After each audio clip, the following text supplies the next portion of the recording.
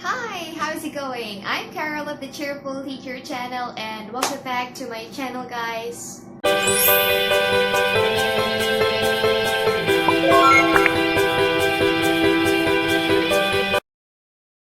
For today's video, forgive me if I'll be speaking in Tagalog in some part or in most of the part of this video because this video is for aspiring Filipino ESL teachers or yung mga gustong magturo or maging online English teacher din na katulad ko, because I've been receiving Facebook messages and Instagram messages or even emails on how to be like an ESL teacher and how to be like part of my company. But for today, so we're going to discuss about basic requirements or the things that a company is looking for if you are applying for an online English teacher, and basically what is ESL teaching. First of all, what is ESL? ESL stands for English as Second Language. So basically for ESL teaching, so you can teach either online or like face-to-face, but basically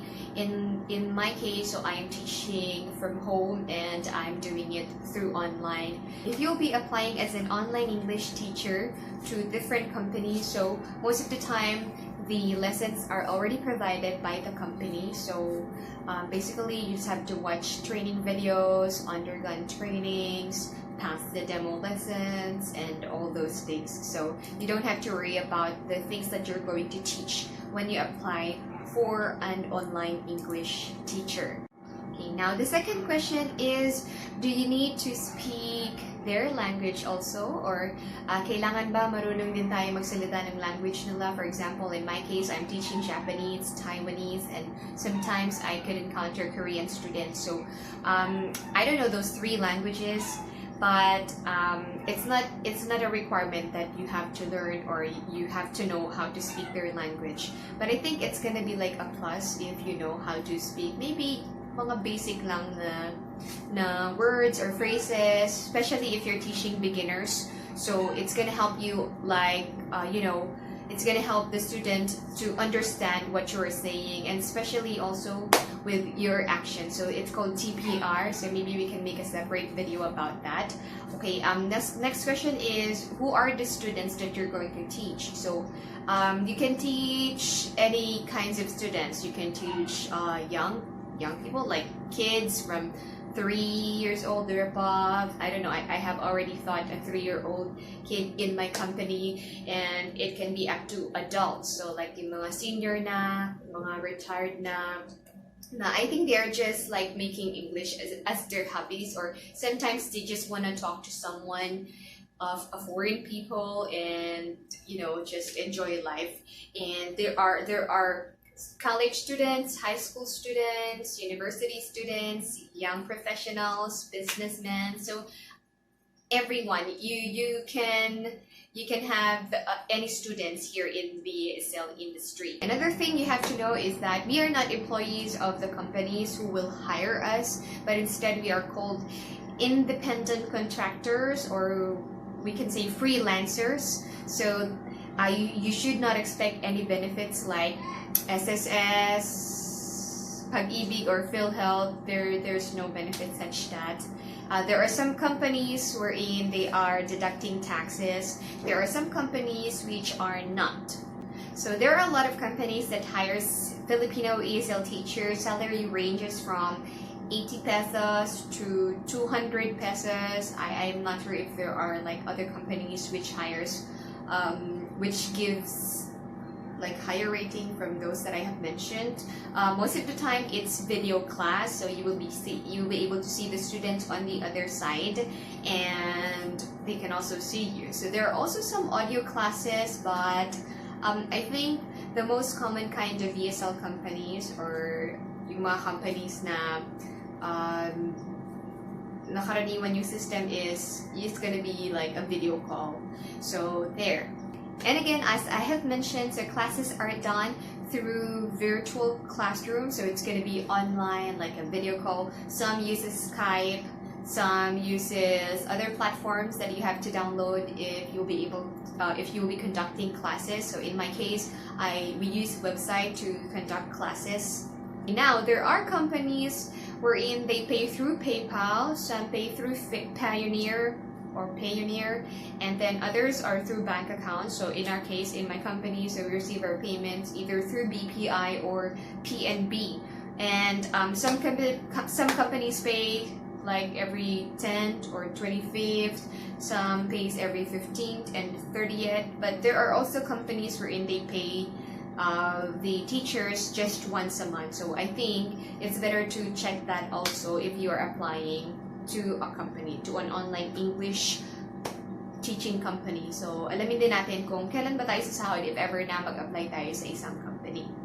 Okay, so today I'm gonna share to you like also a general information about what are the qualification and the requirements that you will be needing if you're planning to be an online English teacher just like us or just like me.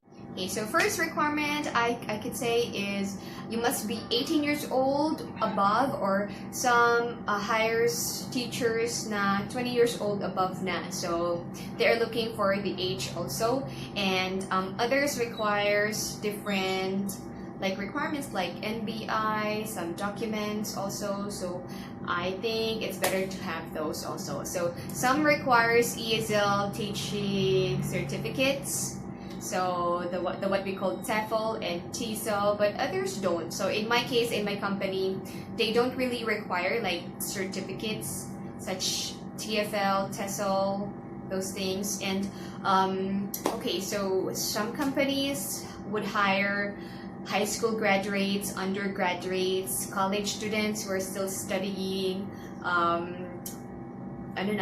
yung mga working also na naghahanap lang ng part-time, so pwede rin tayo mag-apply dito. Or yung mga wala pang trabaho and you're still looking for a job, so you can also try to apply as an ESL teacher. So it can be your full-time job also. So as for me, this is my full-time job and this is our source of income as of the moment.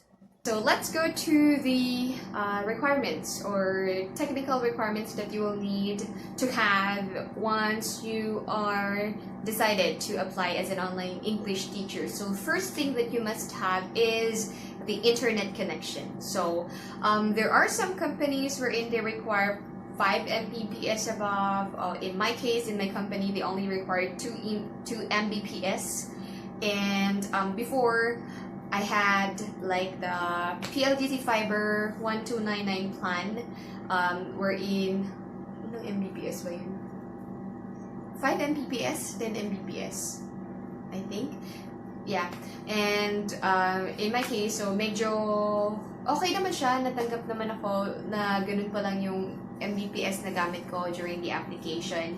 And but I decided to upgrade it to 1699 plan, yung 15 Mbps, I think. Yeah, for PLDT. And that is much better, I could say, because it's better to have a good connection also, kasi kapag karaniwan mababa yung Mbps mo or mabagal yung internet connection mo, minsan you might receive a low rating from the students when you started teaching. And hassle kasi siya kapag mabagal yung internet connection. And it should be LAN. It should be LAN cable connected to the router and your PC. So mas better siya para if ever man na mayroong mga devices na naka-connected din sa Wi-Fi, so hindi ka makikipag-agawan sa connection. Okay. Next is you must have a PC or laptop. For the processor, usually ang required talaga ngayon is yung mga i3, i5, i7 pataas. So those are the usual requirements of ESL companies if you will be applying as an online English teacher. So it's much better kung mas mataas yung processor na kukunin natin, but of course consider na mas mataas yung processor, then mas mataas din yung price. So as for me, my processor is Intel Pentium Gold. So I'm gonna read it to you. Intel Pentium Gold 3.70 gigahertz. And dual core lang yung sa akin, but it's better if it's gonna be like quad core or quad-core or mas mataas. So, in my case, natanggap naman siya. And I also applied at A4tech before. So, chinek din ng interviewer yung system ko. And pumasa din naman siya doon. So, if you have watched my previous video, I wasn't able to continue to A4tech because I did not receive the training schedule from them. So, that's why I switched to another company, which is Native Camp, where I am currently working. Okay, so next is, when it comes to RAM, 8 gig is better, I think, because as for me, before I only had 4 gigabytes, but mabagal siya. So, mabagal siya.